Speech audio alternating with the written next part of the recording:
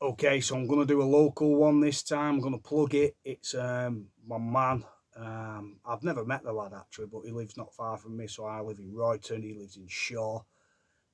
And I can't go like, you know, I'm not over biased. So just because someone's from the area, I'm not going to go, oh, yeah, he's going to kill him. He's going to, you know, you've got to respect every boxer that they fight. I've met a lot of boxers from the area: Quigg, Crawler, Anthony Farnell, um, where's the other one? Michael Gomez, Costco.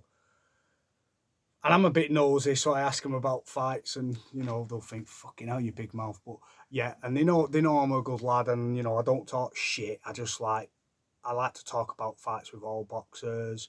I do F1 predictions as well. I've met him, met the younger one, Ronnie, in Costco, and his friends Ash Mayall and all that. So, you know, knowing boxers, John Newell from the area, he was an old amateur and that, who was going into the pros. So I know a lot of like who's who, Craig Watson, seen him a few times around the area. I actually met Frankie Gavin and all, the Birmingham fighter in Costco, and he was training with Anthony Farnell at the time. So where boxing's concerned, Paul Butler, I think I seen him come in with Farnell as well in Costco, yeah. So I know a lot of who they are. Now I've never met this lad, but he's from Shaw and it's literally 2 minutes away on the road. So, but my mum knows his mum apparently, and after her passing, so my mum knew his, and we're watching the boxing. And long story short, my mum's like, "Oh yeah, she said she had a son, and he was into boxing. He was called Rafferty." I went, "That's him. That's who we're watching now."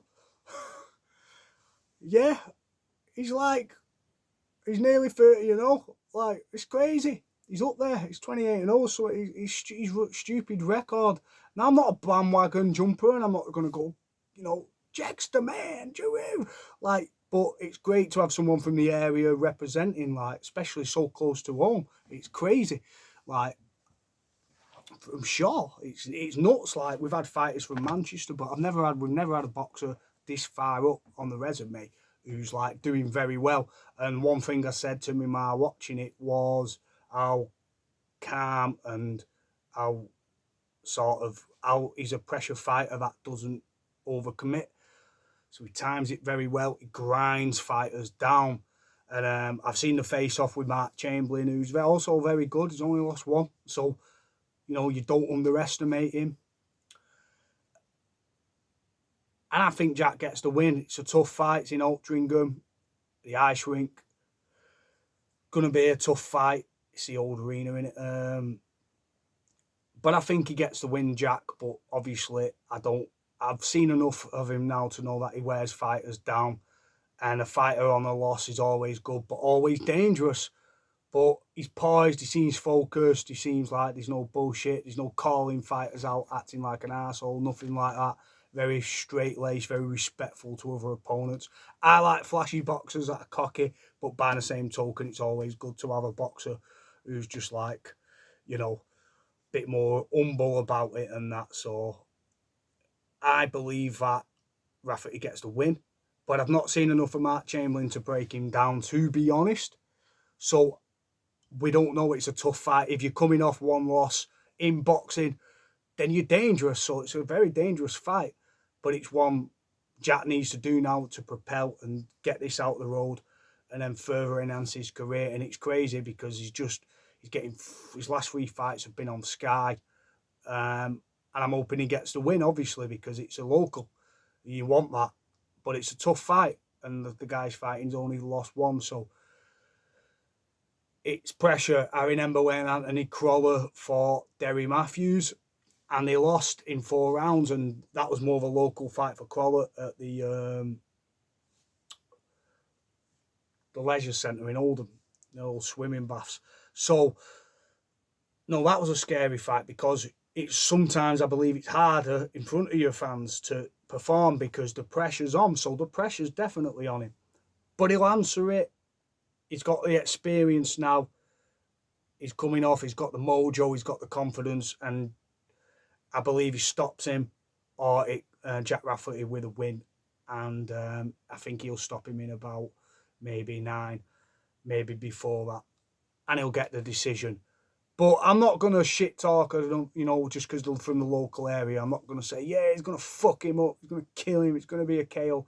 I respect you if you're from the local area, especially with me having a big mouth. I don't want to over put pressure on fighters to knock people out because I'm not, like I said, I'm certainly not a leech.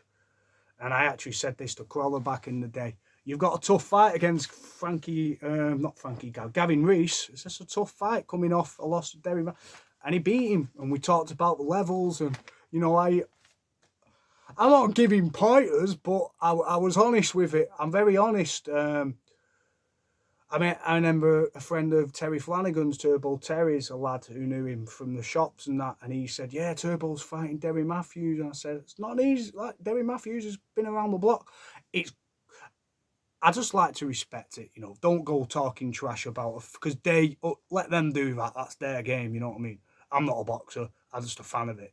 So, huge respect to fighters from the area, because you never know, if you talk shit, you could get smacked. So, you could end up talking a wrong trainer or a wrong fighter or something like that. There's a lot of big mouths in Manchester who diss certain gyms and things like that, and people who don't even box as well. And it's like, just shut up, just respect it a little. So huge respect to Jack Rafferty. He's got a top fight coming up against, like I said, Chamberlin, and it's a tough fight, but he's going to get the win because I think he's got the experience now coming in. He's coming off the back of like I said, a mojo. He's at that area now. But these fights are always, I wouldn't say a tune-up, but they're always a tricky, the banana skins where you think, yeah, nice homecoming, just in the midst. If he focuses, if he does his job, if he doesn't get in the midst of the local crowd thing, that's good. He'll win. And he'll prosper to the next fight. So huge respect. And we've got another one and all from Manchester. I've seen the face-off videos as well, so it's been funny. It looks like it's set in a prison, innit? Now that fight, I'm very scared for both fighters because there's a lot of tension. I think someone's going to get damaged. So yeah, I don't want to comment on that one. That one's. We'll give my prediction for that nearer the time because I'm going to look more into that as well. Woodhouse is coming off a few losses as well. He's fought Zelfa Barrett in the past as well, but he's dangerous as well. But I think his time, I think he loses, to be fair. I think he loses. I think all this, it's just to get under people. When you're doing more of that, it's normally, it's sort of antics, Ricardo Mayorga vibes. You get all that when they're doing stuff like that. They're not thinking about the fight. I think they're more scared, personally. But that's my opinion. So I got to support locals, man. But if I think a local's going to lose, I often say it, honestly. But I'll try and do it diplomatically and constructively and not talk shit on them because we from the area, show some respect. So, yeah, anyway, Jack Rafferty with a win, guys. But it's going to be a tough fight. But it's one that he'll get over the line. Peace.